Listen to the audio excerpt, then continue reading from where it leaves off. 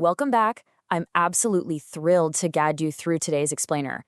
We've got some truly fascinating material on deck. We're going to decode the Jungbub philosophical perspective on something so many mothers experience, postpartum pain. But we're not looking at this through your standard biological lens today. Instead, this source material offers a profound, mystical worldview about the spiritual causes behind the physical toll of childbirth.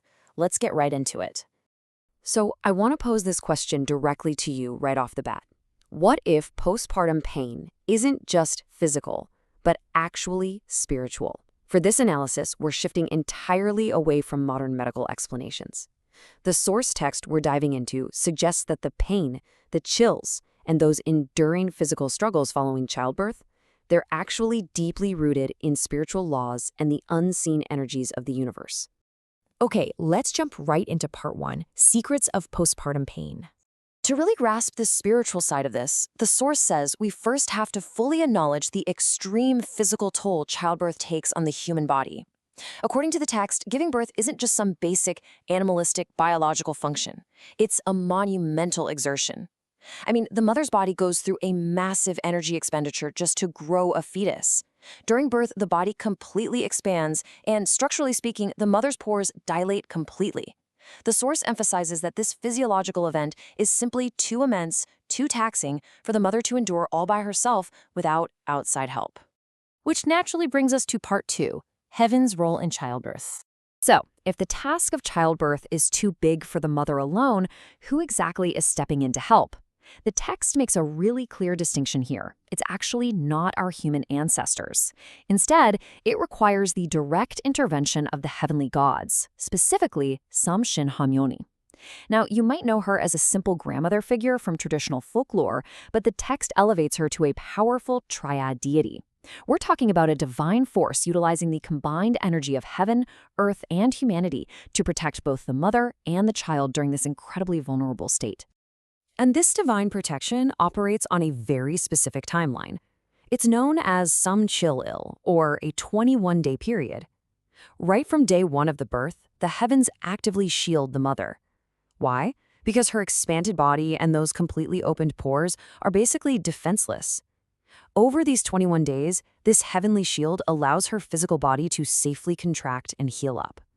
But once we hit that 21-day mark, a crucial act of gratitude to the heavens is required to complete this protection.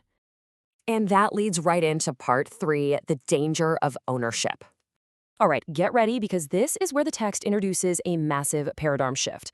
We're going to look at the exact moment this beautiful heavenly protection goes terribly wrong. The source presents a pretty jarring concept here. It says, if you call them my baby, you will be struck. Claiming the child as a personal possession, looking at that newborn and declaring ownership with the words my baby is considered a deep, severe spiritual violation in this philosophy. Let's break down the physiological consequences of this spiritual misstep. The text explains that the exact moment a mother claims the child is purely her own, the Samsin, those heavenly protectors, they depart. And because the heavens are no longer shielding the mother, the physical body literally stops contracting. The pores remain completely open, and quite literally, the cold wind of postpartum pain enters the unhealed body. Interestingly, the source notes a fascinating demographic detail regarding this natural law. It claims this phenomenon is especially potent for the people of the Korean peninsula. Because of their specific DNA and bloodline, the text asserts that Korean descendants have a 99% susceptibility to these exact spiritual and physical laws regarding childbirth. Let's shift gears to part 4, what makes us human. This right here is the philosophical core of the material. Why do the heavens care so deeply about who owns the baby? Why does a simple phrase like my baby trigger such a severe physical and spiritual reaction? To understand this, the source deconstructs the actual word for human, ingun. The characters translate to meaning between. According to the text, a human is the unique convergence where a biological animal body meets a divine spirit. Therefore, a child isn't merely the biological offspring of its parents. It's a divine vessel hosting a spirit sent by the universe. And this brilliantly illustrates the core conflict. Let's compare existence as the text lays it out. An animal is simply a biological body acting on instinct, and sure, its offspring are owned by the parent.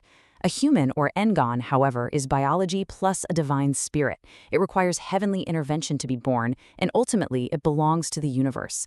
Treating a child purely as yours essentially reduces a divine, heavenly event to a mere animalistic biological process.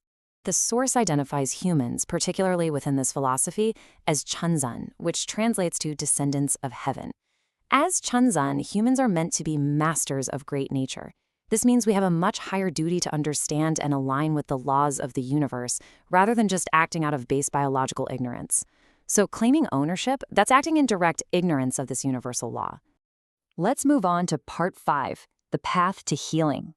So what happens if this mistake has already been made? The source doesn't just diagnose the spiritual problem, it explains exactly how a mother suffering from chronic postpartum pain can reverse the spiritual consequence. Here are the specific steps prescribed to bring those heavenly helpers back and restart the physical healing process. First, the mother must sincerely acknowledge her ignorance of nature's laws. Second, she must ask the heavens and nature for deep forgiveness for claiming ownership of the child. And third, she's got to commit to raising that child not for her own ego, but for the universe. The text lists specific physical and administrative spiritual actions to correct this energetic imbalance. This includes offering those sincere apologies, but also sometimes performing specific cultural rituals, like traditional shamanic guts or sanshin maji, to formally address the heavens. Crucially, it involves studying to overcome spiritual ignorance and actively releasing the ego of parenthood. The source states that once these steps are genuinely taken, the physical body will finally begin to close its pores and heal. We've covered some incredibly deep philosophical ground today, looking at how spiritual alignment might manifest right in our physical bodies. As we wrap up this explainer, I want to leave you with a final thought to reflect on, regardless of your own spiritual beliefs. It's a big one. Do we truly own our children, or are we just their temporary guides? Thank you so much for exploring this fascinating aspect of Jungbub philosophy with me. Keep learning, keep questioning, and I'll catch you in the next one.